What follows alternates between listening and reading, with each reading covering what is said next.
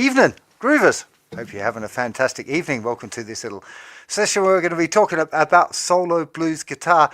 This is kind of officially like a product launchy thing. It's been out for a little while. In fact, a couple of decades, if we go way back. But I'm going to try and give you some tips and tricks along the way of actually practicing this stuff and talking about how I'm explaining it. We've also got some questions from people who have actually already bought it as well. So I'm going to try and be combining all of those things. But let me talk a little bit about the idea and the process and why this product even exists and how I kind of came up with these things. So one of the things I love doing the most on guitar is sitting around and noodling blues, like I was just doing at the front there, and just not really having an objective. I'm not trying to play a particular thing. I'm just exploring and noodling, and especially if I'm playing on my own, I feel it's quite liberating because I'm not beholden to a particular time or having a jam with somebody else where they're following me. So it's quite a free and liberating feeling. It still probably wants to be in time most of the time. But again, if you're playing on your own, does it really matter if it goes a little bit loosely? I would register, hey, that was a bit sloppy. I maybe need to tidy that up. But it's a really nice feeling. It's great music shop fodder if you're playing in you go to try out a guitar, being able to play a little bit on your own, I think is a really strong thing to get into your bag. So the point of this solo blues course was to try and give people some starting point, a starting platform to explore and get creative within a framework and see and hear some of the ideas that other blues guitar players might draw on for inspiration to try and find fun things to noodle about with. And so it was kind of born probably 20 years ago, a long time ago. There's a few people ask about a DVD product. That's how old it is. DVDs, these little discs that looked a little bit like CDs, and they played videos after VHS for the real youngsters, the big tapes, that kind of era. Anyway, 20 years ago. And I started writing them as much as anything for myself to try and kind of formalize ideas that I had on ways that I could do it and try and dive a little deeper into a particular concept. So I'd be like, oh, there's this idea or this lick that I'd hear on a record. So I'd take that lick out and then see how many different ways I could percolate it together. I'd write it into arrangement for myself. And at that time, I still had a lot of in-person students. So I used to run through these arrangements with them to give them an interesting thing to learn that works as a party piece at the end of the day. If you're not familiar, the term party piece is like a piece of music that you can play on your own without needing any accompaniment. It's kind of how my definition of that anyway. So that's the point. That's the point and where they came from. So I'm going to run into a couple of the questions straight away because they directly relate to this stuff. And then I'll talk about a couple of ideas of getting into this style. So somebody says, I have the DVD version of the old solo blues course. Actually 3 DVDs. Is the new course the same content and songs as the DVD, just refilmed? That's from Laurie. So yes and no. So I revised all of the pieces that were on the blues DVDs and thought a bit about feedback that I've had on those pieces over the last 20 years from students. And I played through them again. I'm like, how can I make this better? Are there bits that I could tweak? So there's some fresh ones, completely fresh ones. There are many from before. I'm trying to think of exactly the odds. I think there's 6 or 7 of them are old ones. But the other thing that I added to the new collection is a series that I called primer ones, which are designed to be slightly simplified versions of the full one so that you get a chance to learn the concept without it being too complicated, because they start pretty simple, but some of the later ones are pretty tricky. So I started trying to rearrange simplified versions, called them primers, so that you can get the fundamental technique together without it being overly challenging. So that was the first thing that happened. And the second thing was feedback I got from the first one was the first DVD edition, was, yeah, these arrangements are great fun to learn, but I could do with some more help on how to improvise within those techniques. So now there's kind of 4 parts to each arrangement. There's the playthrough of it, so you know what it should sound like. Then there's the lesson, where I break it down bar by bar.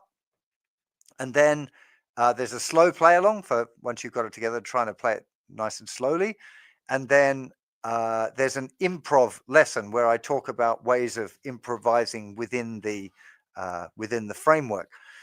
The other really big change is that we've incorporated a technology from a company called MatchMySound, and their software has a way of detecting what it is that you're playing, and therefore giving you feedback when you play as to whether you're hitting the notes right, whether you're playing too fast, like rushing, or whether you're dragging. So you literally hit record and you play along with the metronome, the piece, and then when you finish, it gives you feedback. It says, hey, this part was great, but this part needs some work, and you were rushing here, or slow down here, or there's a wrong note. And I think that's a really great way of getting feedback on these sort of things. This isn't a tutor-led course. This is a off you go, play with the toys kind of a course. So I think that being able to get that kind of feedback through a virtual means, I think, is going to be pretty valuable for a lot of people. So they're the major changes. The second question about the course content, before I go into actually like trying to teach an idea, is I've completed your solo blues immersion course. Is there crossover between this course and solo blues? There's no crossover. In the blues immersion course, we talk about rhythm as a rhythm guitar part within a band. This is all about just playing on your own. There's no band arrangements. There's no like backing tracks kind of stuff. This is, as I said at the top, the idea of this is trying to teach you how to noodle a bit on your own. It's mostly fingerstyle. There's a couple that you could play with a pick, but I generally find this kind of technique is better done with fingers. Some people prefer using a thumb pick and fingers, and some of it you can do with a pick. I quite often do noodle around in this style with a pick as well, but I think I'm going to mostly focus on the rhythm part. So I'm going to try and just give a little kind of demo of one of the ideas that I think is really valuable, which is this. People often wonder about moving from rhythm guitar to lead guitar. And it's really, really, really important that you get that it's not just something, if you're burning on lead guitar and you're solid with rhythm, that doesn't necessarily mean you'll be able to alternate between them seamlessly. So the starting point that I would recommend for most guitar players, if they're getting into blues, will be to play a bar of rhythm, finish on beat 1, play the chord on beat 1, and then just for beats 2, 3, and 4, you play some sort of little lick, keeping it really simple to begin with, and then go back to doing the rhythm and learn to alternate between those two different things. Now, there's a couple of other questions about the fingering style. A lot of traditional bluesers play just with thumb and the first finger. A lot of that kind of Clapton things and Big Bill Broonzy and Sunhouse and all of that is thumb and first finger mostly, very little use of the other fingers, but I'm teaching more of a fingerstyle method with all of them together. So let's just have a little try. Let me go to my close-up camera if that's going to be working today. Looks like it is. Let me get to it there so I can make sure I'm in focus as well. So the idea, just in the key of E, you might go 1 and 2 and 3 and 4 and 1, 2, 3, 4, 1, 2, 3, 4 and 1, or 2, 3, 4, 1. Obviously, I'm keeping it super simple. Let's move to eighth notes. 1, 2, and 3, and 4. 1, 2, 3, 4, 1, 2, and 3, and 4, and 1, 2, 3, 4, 1. 2, 3, 4, 1.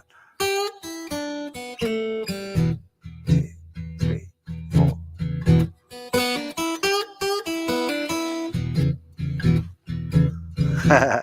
This is okay. Somebody's just said your camera orientation is vertical, like for the shorts.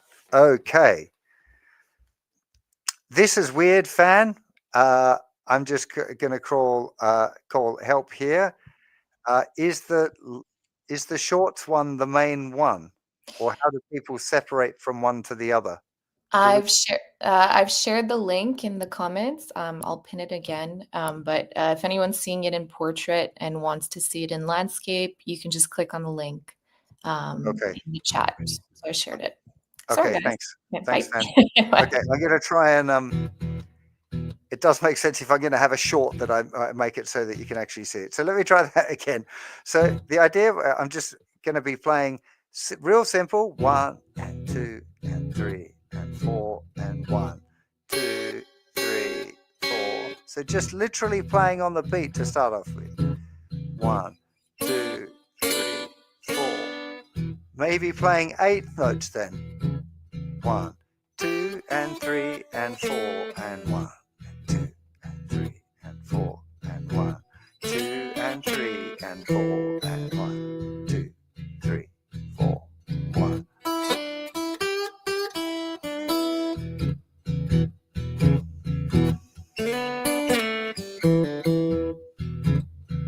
Maybe triplets.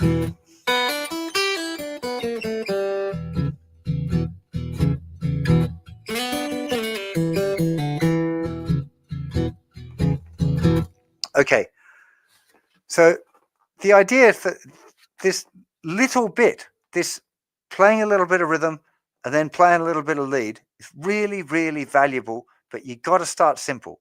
Don't rush into it. Don't be in a hurry, because coming back right on the beat is the thing that matters. If you don't, if you go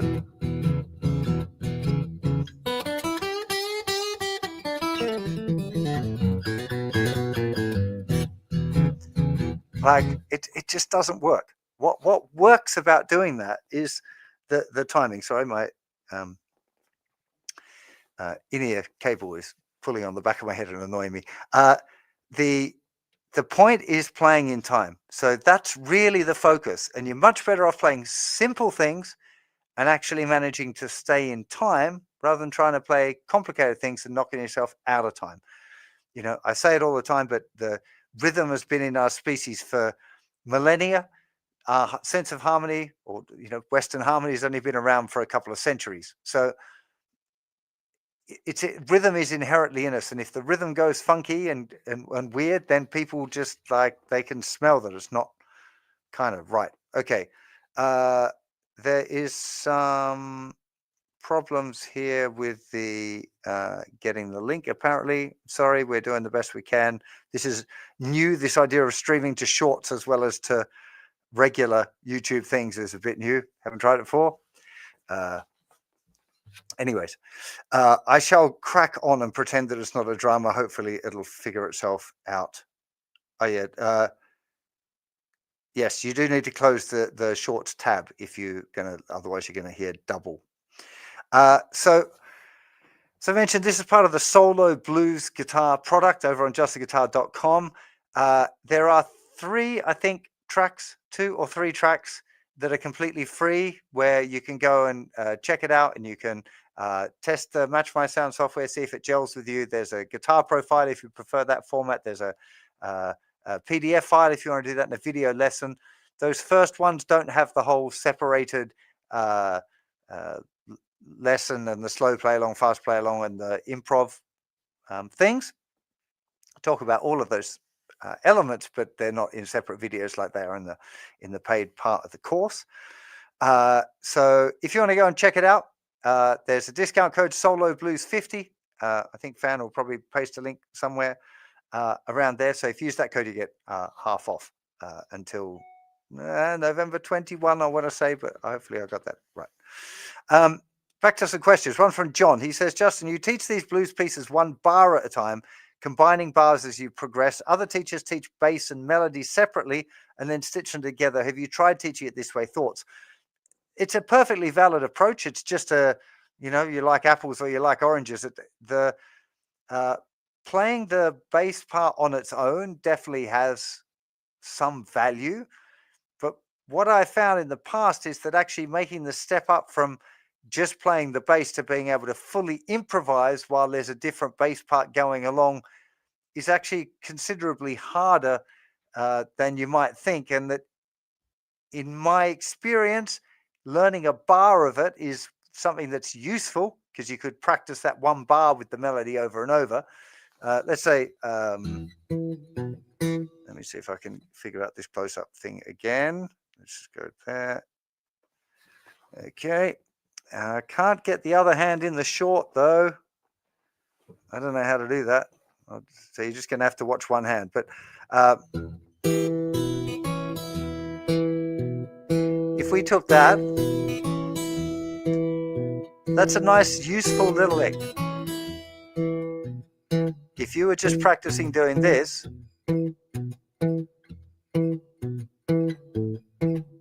if you practice doing that for the whole song, it's not a bad thing to work on.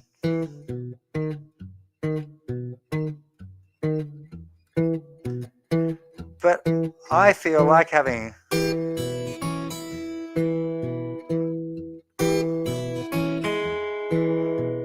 licks,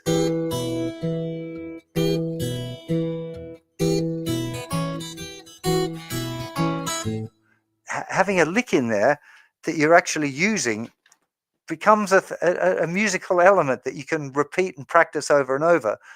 And by practicing that one melody, you're limbering the brain up to this idea that, hey, there's this bass thing and then there's a melody going on top.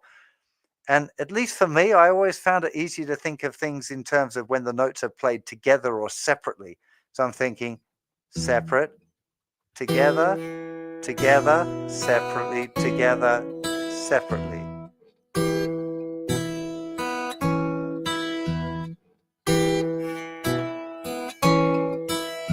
I find that a lot easier than thinking that I've got this bass, especially if you're practicing a relatively simple bass line on its own. It's a bit easy to get it fast and then you won't get the fingers fast. And some of the other common arrangement sort of things, styles like this, is where you just play one note on the bass. So steady thumb blues is, I think, the free one. Now I can't remember how steady thumb blues goes. I'm going to have to reference my little, I just need to remind myself. Steady thumb blues. No, that's a guitar profile. Where's the PDF? There it is. Why is it not showing on my screen? That's not very helpful. And that's not very helpful either. No. I said to Fan, I must get the sheets up so that I can use them if somebody asks about something. And then, of course, the steady thumb blues just isn't opening up at all anywhere on my screen. So that's not very good. And the steady thumb blues primer doesn't have a guitar profile either. It's because I've turned my oh, come on, I must be able to remember it. Steady thumb blues. Oh, that's it.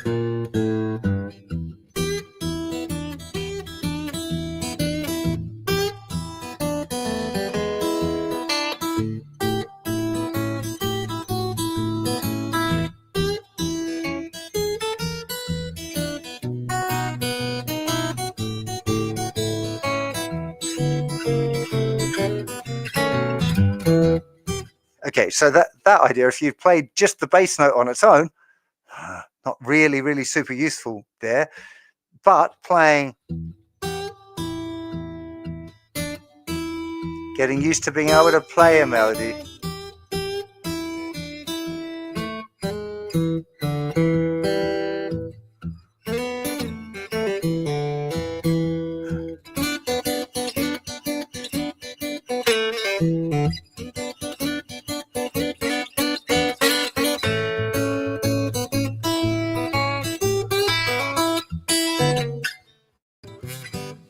You get the idea. Having the consistent thumb and then adding the melody in bar by bar gives you something musical to practice. Just when I was playing that then, a couple of times I didn't keep the bass completely consistent either. And that was a thing I always felt for a long time like if I'm playing in that style, I must keep the bass going, and it's absolutely crucial to the style. And as an exercise, it's pretty a good thing to work. I have and do work on it, but also actually most of the great blues guitar players don't always keep those bass notes super consistent all the time. Loads of examples of my favorite guitar players doing these sort of things where it's not like exactly it all the time. And it doesn't really matter. Again, if you're playing it on your own, you're playing it for fun. It's like don't matter. No one's going to get injured if things are not dead perfect. Anyways, okay. Let me run to the next question on there, which was the other learning, which was from Matthew. I'd like to develop fingerstyle technique that works well across different styles and courses, not only blues. For this course, do you recommend using PIM or just thumb and index? Yeah. So I'm using PIMA for most of it. There are a couple of ones where I recommend that you use thumb and first finger because it fits the style a little better.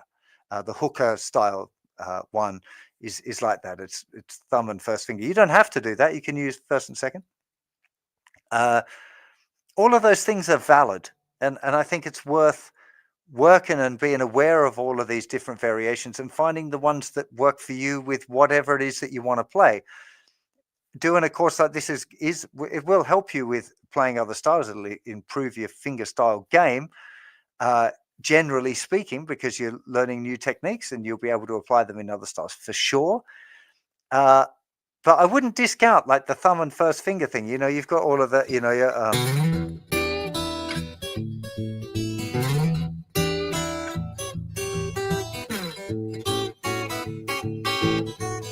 It's like one of the classic guitar pieces of all time.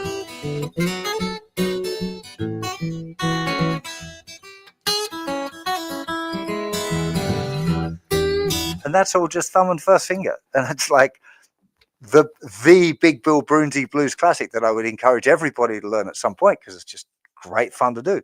And that's a great example of the thumb and the first finger thing. So I would definitely recommend doing that. And just while we're on that, I said I was going to try and pepper in some like actual lessony bits. Just because I touched on it already with this steady thumb idea. It's a great exercise to just experiment with trying to keep the thumb consistent and play other notes as you go along. Just as a thing, just to go like 2, 3, a little bit of palm mute here with the picking hand, and then going 1, 2, 3, 4. 1, 2, 3, 4. 1, 2, 3. If you can do eighth note.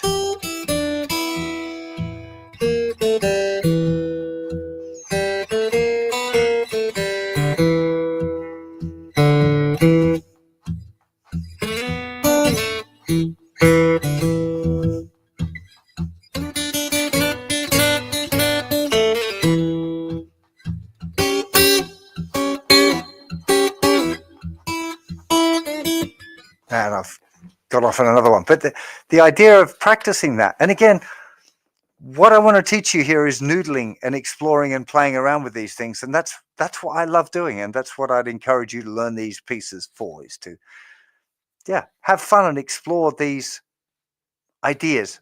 Learning arrangements is definitely helpful. And it's something as well as writing arrangements, I've learned loads of other people's arrangements over the years, like that Big Bill Broonzy thing, because I'm developing ideas and learning new things each time I learn the set arrangement. So you've got these things, specific things to practice, but you can also explore on your own as well. Okay, how are we going? Starred questions over here. Alfio says, how much does that MatchMySound integrate to recording software like GarageBand? MatchMySound doesn't integrate with GarageBand at all. It is only a thing where you can record your guitar into MatchMySound and then it analyzes it externally and gives you feedback. So it's not something that you can integrate with GarageBand or anything else, unfortunately. Is the Ultimate Bundle access to basically everything on the website? The Ultimate Bundle is access to the things that it says on the page. I can't remember them all off the top of my head. It definitely doesn't cover things like the Blues Immersion course, which is, it's our biggest ticket thing on the site. and it's not even open for registering at the moment. Anyway, I am confident that on the website it pretty clearly lists the things that are included and what's not. The Match My Sound, this pack is the Solo Blues course is part of that ultimate pack. Shall I take it? I'm pretty sure it's the Match My Sound course, Practical Music Theory Lifetime, Strumming SOS course, and the Jam tracks, and maybe transcribing blues solos as well. I think maybe something else. I think that's what's included. Check out the website though. That's the thing to do. I should know all of those things, and I don't. So anyway, that's how it goes. Randy's got a good question. I have trouble staying on track when practicing guitar. I end up playing songs I already know and stay in my comfort zone. How will Solo Blues help me move forward and progress as a guitar player? Well, if you study it, it'll make you better because you'll have more things to practice. And if you follow my advice on learning to improvise within each one of the frameworks, then you'll have infinite food because you'll be able to, when you just sit down to noodle and play the songs you already know, you'll be improvising in the style that you've already learned or learning. And if you're improvising with it, you should hopefully be learning and trying out new things as you go along. So that could potentially help you. It's a slightly tricky one because for most people, most of the time, the hardest part of practicing guitar is getting your bum on the seat. So I would really recommend that you try and give, if you're struggling with practice and trying to make time for it, that you give yourself like a 5 or a 10-minute practice routine, not more, and make sure it's something that you actually enjoy doing and that it's good fun to do. What I find, if I've got myself like a 2-hour schedule and I'm trying to practice all this stuff, I never do it. I go like, oh God, I don't have 2 hours now because I've got to go and pick the kids up in 1 hour, so I'm not going to start practicing. No, practice. Whereas I could have got an hour done. So I go for really short little practice sessions, and what I usually find is they go a bit longer than the prescribed session. At the moment, I've got a 21-minute practice routine. It's 7 groups of 3-minute things, and that's quite manageable. If I get extra time, I might do it all twice, but it's, keep it nice and short. I think you'll find is more helpful than, to be honest, like this course may well help you get on track if it inspires you to practice, but if it's not inspiring you to play it, then it's probably not going to help in your situation. You need to find out what really inspires you to play, and then try and find a little 5-minute slot where you go, right, I'm going to go and practice that thing that really excites me about guitar. That would be more productive than buying my course, completely honestly. Am I the only one in the first prep lessons and like the songs I'm learning? Will I end up with skills to play blues beyond memorizing songs? Will these skills transfer to other songs and help me improvise? Yeah. No, I'm hoping that the prep arrangements are valuable and just as useful a party piece. They're just a bit simpler. Whether you learn the skills to improvise within the form will be dependent on if you practice improvising within the form. Just playing the arrangement won't help you. It'll help you improvise because it'll give you vocabulary to improvise with, but you have to practice improvising. It's like learning loads of licks and loads of phrases and practicing scales. If you don't actually practice using those things, you'll never learn to improvise with them. So you absolutely must take each little idea and try and improvise with it as much as you can. So gospel slides, that's another one. I really like this one. So gospel slides as a thing, as an E first of all, is this one, and it's actually, this is an E6 chord to an E9 chord. That's what's going on here. So when you've got this, but there's lots of ways of doing. You can also do a 6/9 like this. And also up here, so E, they're all E6, E9, E6, E9, E6, E9. And then you've got more here. You've got E6, E9, E6, E9, E6, E9. So just from here, you've got...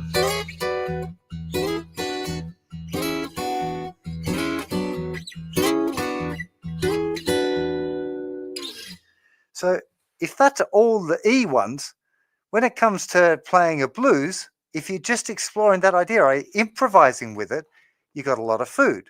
So I'm going to try and keep the rhythm the same, right? There's lots of different variations of using the rhythm for gospel slides, but this is just as an example of trying to improvise with a concept rather than improvising with a set thing. With gospel blues particularly, I'd recommend people learn two of them first of all. This one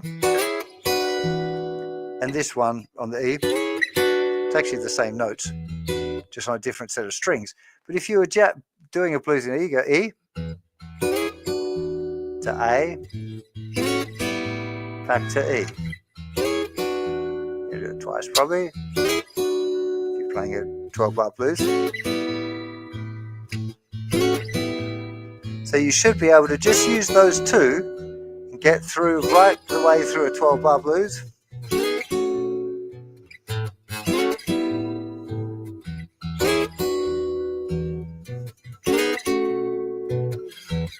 So it's not really improvising, but it's taking a concept all of the way through a 12-bar blues. But if you decide to start changing which patterns go where, then you're improvising, really, because I'm deciding on the moment which one I'm going to use. I might start in E, A, back to E. I do that from A,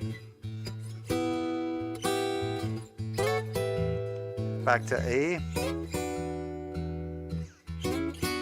to B, A, back to E. Maybe I put a turn around. And then maybe I'm going to go somewhere else. So in the arrangements, what you want to try and do is get to the essence of it. That's what I talk about in the improv lesson is, hey, here's the big concept that we've learned that made up the arrangement. Now let's extract a couple of those bits and then try and improvise with just little elements. You don't want to try and take too many things at once, too many big, complicated things and try and reconstruct it. It's too difficult. So you take just one little idea and you learn to improvise and utilize that one tool. Because a little thing like this is something that I use, this gospel slides I use all the time. All the time. I love it. And you can use it in so many different ways with so many different rhythms and styles and whatever. So it's a lot bigger than just learning that one piece. So I'm going to take one earpiece out because earpieces, the in-ear monitors, they're really good ones, but they just they give me the heebie-jeebies after a bit. Anyway, hope all of this is making sense. Let me just click over to the chat very quickly. There's a few starred ones there, but I've also got a few questions. Okay, I'm going to just go through the questions from previous users, the next three, and then I'll go back to the start questions. Dave says, Justin, do you recommend using MatchMySound as soon as you can play the piece through, or wait till you've played it as well as you can? I think that the methodology that I suggest all of the way through the course is bar by bar. And as we discussed earlier, there's different approaches. You can learn all of the bass parts and then add the melody in. I feel like the most effective one is learning a bar, really focusing on it, learning a second bar, just focusing on that second bar until you can play it, then playing bar one and bar two till you can play those two perfectly, preferably from memory. Then you just work on bar three. You practice bar three on its own till you can do it, not as perfectly as, till you can do it reasonably well. Then you join it onto 1, 2, and 3, and you practice 1, 2, and 3. Then you do number 4, and you practice that one by itself. Then do bars 1, 2, 3, 4, all in a line, bar 5, etc. till you got through the piece. Once you've got through the piece, you need to start playing from the beginning to the end and noticing which bits were the weakest, which bits need the most polish, and then you go back and you practice those once again. Now, it would be fair to say, in some circumstances, with some arrangements, that means that you're getting more practice at the beginning on the beginning pieces than you do at the end. But there's lots of times in music where you have a kind of a commonality between the different parts of a song, and you very often get things like A, B, A structure. So you get like a melody idea that's repeated, then there's something different, and then it comes back again. So very often when you learn that way, you do end up having a kind of a stronger point at the beginning and end, and just a weaker bit in the middle because it's different. But I've been using this idea for more than 30 years, practicing myself and teaching other students to do the same way. And I think it's, in my opinion, the most effective path for doing that. So my recommendation, coming back to your question, would be, once you can play it from beginning to end, then you play it with MatchMySound, and you can utilize that tech to help you define which are the parts of the arrangement you need to work on the most. So then you would go back, work on those bits till you feel that they're better, then you play it through again and look for the next weakest point. If the MatchMySound doesn't notice anything that's going wrong, then you're going to have to be your own judge and use your intuition to feel, hey, this bit needed more work than this other bit, that kind of thing. I like the playlist. There's no one, it doesn't say who said this. I like the playlist that accompanied each BLIM module. Any plans to make similar playlists for this course? It's a fine idea, but because of the way the arrangements are written, it would be very difficult for me to give real world examples of people using the arrangement in the same way as I've taught it. What I might be able to do, I'll start doing it just in my casual blues listening. When I start to notice examples of the techniques and concepts in the real world, I'll try and add them into a playlist. And if I can, amass a decent amount, then I'll post that in there. It's a cool idea, but it is just the arrangements are quite homogenized. They're each one is based on a very specific concept, which is not the way they're usually utilized in the real world. That's that one. Just give me a second to have a slurp of Guinness here.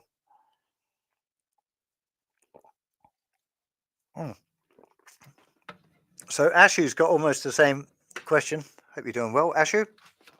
Are the blues standards that match the skills we learn in the modules, or should we wait till the end before trying songs like Before You Accuse Me or Mojo Hand? So it's, I'm not aware of real world masters examples that use the arrangements in the same way, but let me listen out for it and see if I can specify and say, hey, this arrangement by Son House uses this idea, check it out, and then hopefully you'll be able to recognize the way they kind of link together. But it's maybe not quite as obvious as it would have been in the BLIM era of things.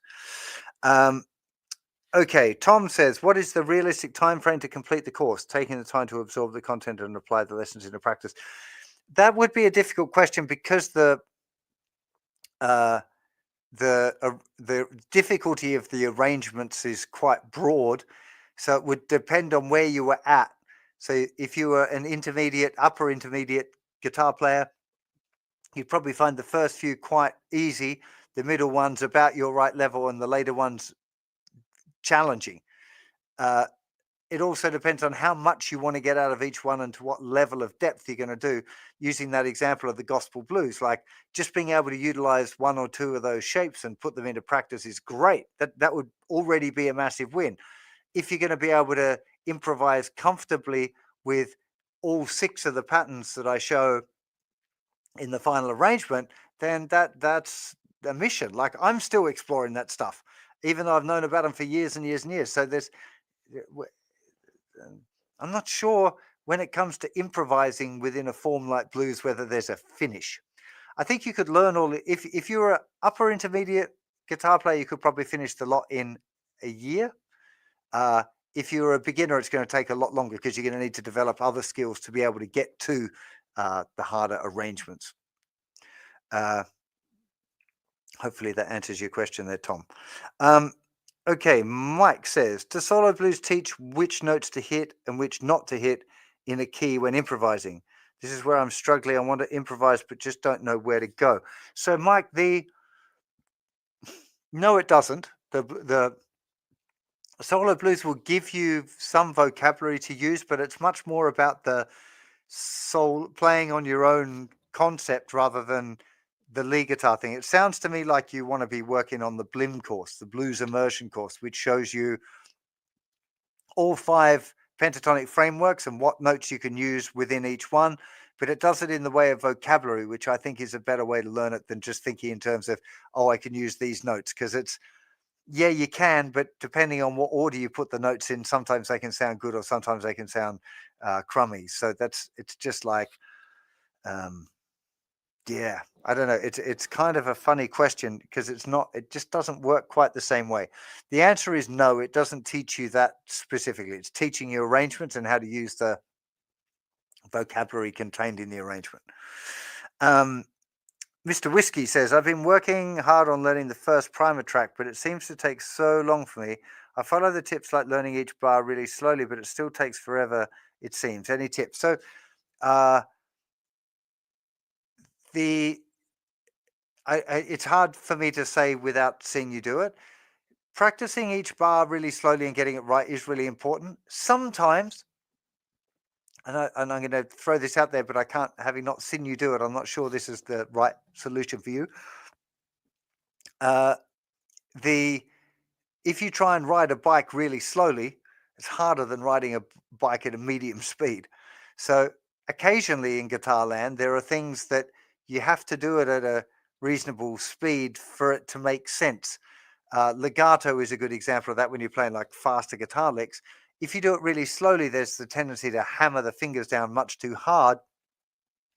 And if you try and do it much too hard, you won't make it faster because there's too much tension in your hand. So you have to find that balance where you can do it fast enough that you lose the tension and kind of flow more with it. And that gives you the chance to be able to actually do it, whereas too slowly would make it wrong. So that could be the thing. I'm trying to think what other, if you notice that there's a technical problem, like you can't pick the notes quick enough, then maybe you need to isolate the thing that you can't do and try and practice that thing that's holding you back. Just as a little tip, the way I do it when I'm practicing, if there's something that's getting stuck that's not working well, is I try and watch myself as if I'm someone else and be objective in what I see and I try and make the mistake so I can watch what the mistake is. And then the objective observer in me can go, oh, dude, you're just leaving your first finger down for too long before you get to that, whatever the feedback would be. So imagining that you're someone else, watching yourself, and then trying to make the mistake and take feedback from it. I think that's the other good tip if you're worried that there might be a technical issue with what you're doing. So there we go. I'm just trying to think what let me have a look at what the other arrangements are to see if there's some other. Oh, targeting the third. Okay, so another one of the, just want to give you again some tips as we go along. One of the other arrangements is called the target third blues. And one of the things I think is really helpful to understand is that the third of each chord in a blues isn't contained in the minor pentatonic scale. So if we're playing a blues in E, the note G sharp isn't in E minor pentatonic. So if I play that note, the listener really hears that an E is being played. The third of the chord of an A7 is the note C sharp, which is also not in the minor pentatonic.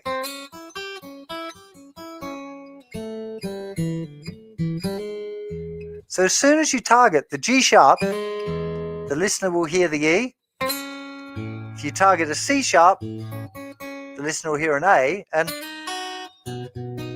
the third of a B7 chord is the note D sharp, which is also not in the minor pentatonic. So if you learn to target the thirds, even though you're playing single notes, the listener will usually be able to hear the harmony. So for example, I'm going to play a blues in E.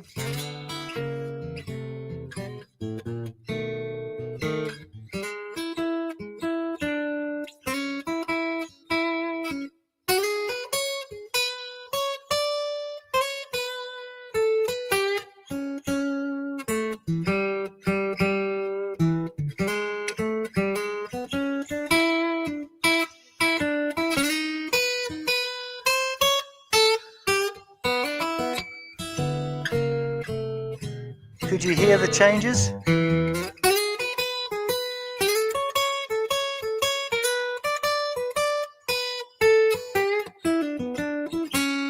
So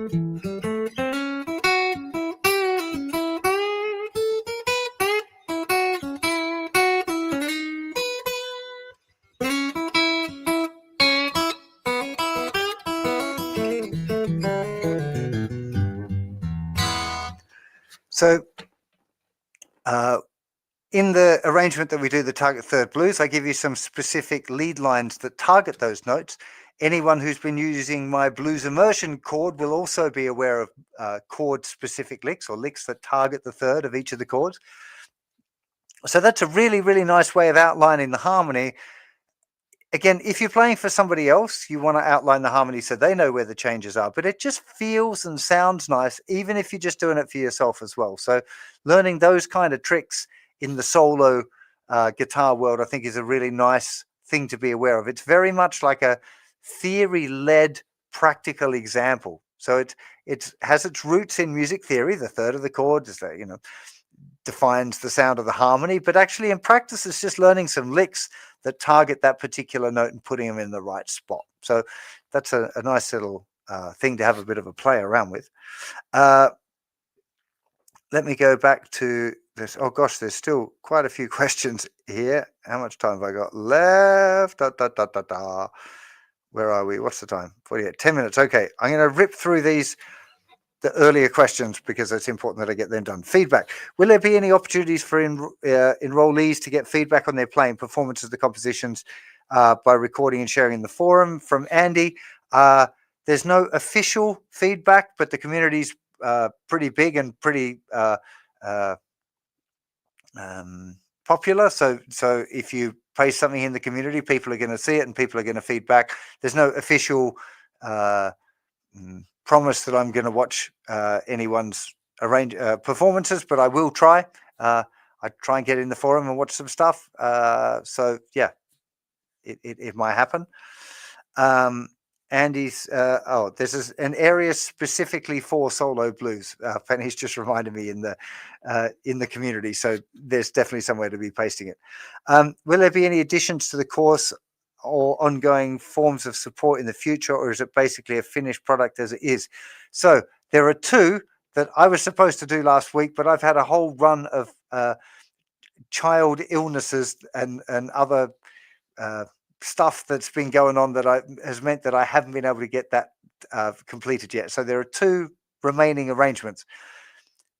One of those arrangements isn't done because I'm trying to write a primer for it as well. So there's 3 probably to go, and I might end up putting some more in there. I've got a few other ones that are kind of half finished that I'm like, well, I'm not going to make a whole nother course of them. So I would say that there's definitely 3 more going in this year, and potentially more next year when I get a little break in stuff. I might end up making some lessons on some new ones. I might end up just putting some arrangements in there, or starting point arrangements, maybe. Haven't decided yet, but yeah, still 2 definites, 1 primer to go in there, possibly plus some more. James says, is there any reason you can't play solo blues on electric guitar? It just sounds better on acoustic. You can totally do it on electric guitar if you want. I just think it sounds better on acoustic guitar, and it's easier for me to record it that way. So that's why I've done it on acoustic. Robert says, will I be using my resonator? I haven't. My resonator is up there feeling very, very unloved right now. I haven't got a pickup in it. That's why I haven't recorded with it yet, just because it's a pain to get the mic out and all of that. So, excuse me, it's in the works to get the guitar down to my tech and get a pickup fitted. Integration with other courses, levels. Teresa says, I'm in the middle of grade 2 course. The solo blues class starts at level 4. Should I wait until I finish level 3? Or is there a way to weave it into a weekly practice? I watched the boom bass with licks in the prep section. It looks doable. Teresa, if it feels doable, then check it out. Maybe I'd start with those free ones first of all in the prep section. Those ones are the easiest ones, so they're probably the better place to start, and then see how you feel toward the end of those if you're enjoying the process. Let's remind myself what the other easy ones are. Yeah, hooker vibes is pretty easy. Target third blues is fairly easy. 6 low and slow primer is pretty easy. So there's another few in the paid ones that are easy enough. then we get into the later ones are definitely going to be a little tricky. The Raggy Island Blues have got alternating bass patterns and stuff. So if you're only at grade 2, then you would find those ones pretty tricky. But again, the idea was to give people a choice of different difficulties that they can play within their comfort zone or challenge themselves to do fun new things. Hope that helps. Last question from Mark. Although the course combines rhythm and melody and groove, how best could I include vocals? Any tips for using loopers? This course is not going anywhere near loopers. I have a video on tips for using a looper. I don't have a looper set up, so it's definitely beyond what I could do now. If you're doing vocals, you just need less stuff going on because you're able to just play and you can sing and it makes musical sense. If you got a vocal, you can use it and you don't need lots of licks because you keep it pretty simple on the guitar. You could add some fills if you like Clapton does, and that's a cool thing.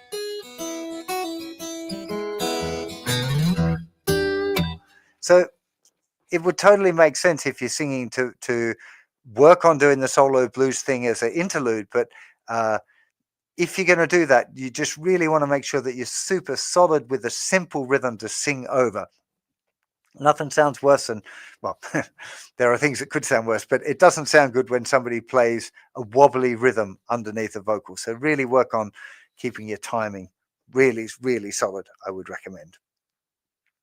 Okie dokie. Fan has removed the starred question, so that was it. Okay. Wow, the chat's going crazy today. Anyways, I've still got a little bit of time. So, Fan, are there still? Do you remember where some of those starred questions? Or if you've got a question again, pop it in the chat back. I think, as I said, final question. I meant the final question on my sheet over there. Fan's being a bit of an eager beaver and just went and unstarred all of the starred questions. And now she's desperately looking through. They go, "Where's the questions now? I can't do it." Mr. D says, "Can you do any rockabilly?" I don't do any rockabilly in this course. No. I don't know a lot. Rockabilly is one of those styles that I quite like listening to, but I've never tried to play it or learn it. So, yeah. This one, solo blues teach which notes to hit and which. No, that's that was an earlier question. Now I'm trying to scroll through. Oh, Fans found 2-starred ones. Here we go. Sequences guitar. It's interesting username. When learning a new song that is close to one already known, just slightly changed rhythmic timing, what tips do you have to recondition your mind to play the new timing? Yeah, that sucks when something's really close but not quite. Tips on getting that right when you do that. What do you do? I think there's too many variables there to answer that question succinctly. Depending on what it was, you might change the key of the thing. That's something I've mentioned before for blimmers when they're learning new scales and new ideas, that you can sometimes, by doing things in a new key, you can distance yourself from the original one. So, but it depends if you're talking an improv thing or whether you're talking about a song arrangement. You definitely don't want to be practicing the two things concurrently, like at the same time. That would be a bad idea. You'd want to be practicing one or the other to try and ditch the old one and put the old one into kind of a long-term memory, and then start on the new one. Yeah, tricky question. Tricky. No, I mean, just tricky thing to have to encounter. I don't like having to encounter that either. Hope that might help. Lighthouse says, are the tracks on MatchMySound played by Justin on the Froggy Bottom? They are indeed. This exact Froggy Bottom. Yeah. This is my main one. I've got another Froggy Bottom there next to the Telecaster. And that one's been my main writing guitar lately. It's a beautiful, beautiful instrument, but it's also really, really, really loud. So when I've been trying to record with it, I had it made. It's a matte finish. It's not shiny, and I had it made specifically for making videos. And I was expecting it to be my main guitar, but it's so loud, it's so punchy and full that it gets in the way of the mic, the vocal mic, which is hidden up here in my hat. The hat mic is picking up so much of the guitar that it was difficult to balance the guitar and the voice, which is outrageous. It records beautifully with a microphone, but like when I'm recording, properly, not for YouTube videos, then it sounds amazing. But for YouTube, I think I'm sticking with my old Froggy M for now. It's it's lovely. Okay. My Apple has gone bananas. This is weird, bro. You gotta be AI. Bro, I gotta be AI. Yeah. I am absolutely. I wish there was some. That would be really cool. I need to get some sort of special effecty thing so I can like suddenly peel off my face Terminator style and look like I'm a robot. Is the guitar sound just through the piezo? It sounds great. It is through it. It's not. No. It's plugged in. There's a piezo in here and a microphone as well. I've got a microphone, like a condenser, nice condenser microphone inside the hole. Can you see that little silver thing inside the sound hole? So that is a microphone, and then I've got little knobs inside the sound hole here, which you almost certainly can't see, but they're just here and here, and I can adjust the volume of the piezo and the volume of the mic. So it's like the piezo's on 8 and the microphone's on like 4, and they are both fed into a Kemper profiler. And this is bizarre. I never ever would have thought a Kemper profiler, but I had it plugged in once, kind of by accident. I was like, oh, I wonder if there's any way of making the Kemper sound through making acoustic through the Kemper. And I just typed in acoustic into the I can't remember what it's called, the online sharing platform part of the program, and there was something called Shetler Uni something, and I went like, I keep calling it unicorn. That's not what it is. But anyway, I just double clicked on it and played. I'm like, wow, this sounds amazing. And I've used the same profile. Every acoustic guitar song that you've heard from me in the last 8 or 9 years, probably. Yeah, 8 years or 9 years since I first bought a Kemper profiler has been an acoustic guitar through that profile, just made by some random dude. Yeah, it's amazing. I think it sounds incredible. It doesn't sound as good with the Maton. It seems to have connected perfectly with the Froggy. And I bought a whole bunch of other acoustic preamps, and they just didn't quite have the same thing going on. So, anyways, that'll do. Piezo is a type of microphone that lives under the bridge. It's like a little magnetic strip that can catch the vibrations of the bridge and turn it into sound. It's how when people play acoustic guitar in live concerts, that's what they're using if they don't have a microphone in front of the guitar. Good question. I don't have any Martin guitars, interestingly. I don't even have one at all. I've got Maton guitars. I've got 4 or 5 Matons, which I absolutely love, and nothing against Martin guitars. In fact, shall I do a quick waffle before I say goodbye? When I went to buy this guitar, was at Ben's shop, and I can't remember what Ben's shop was called.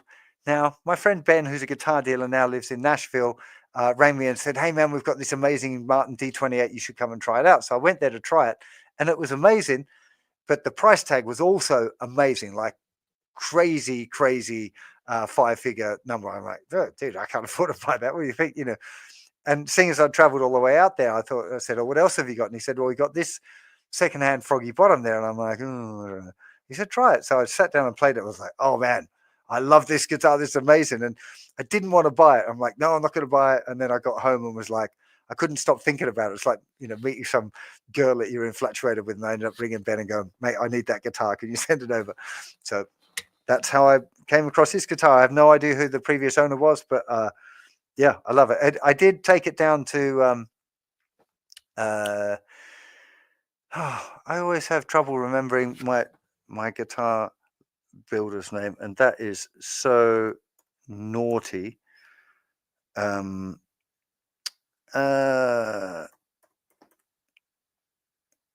no, why is it not coming up?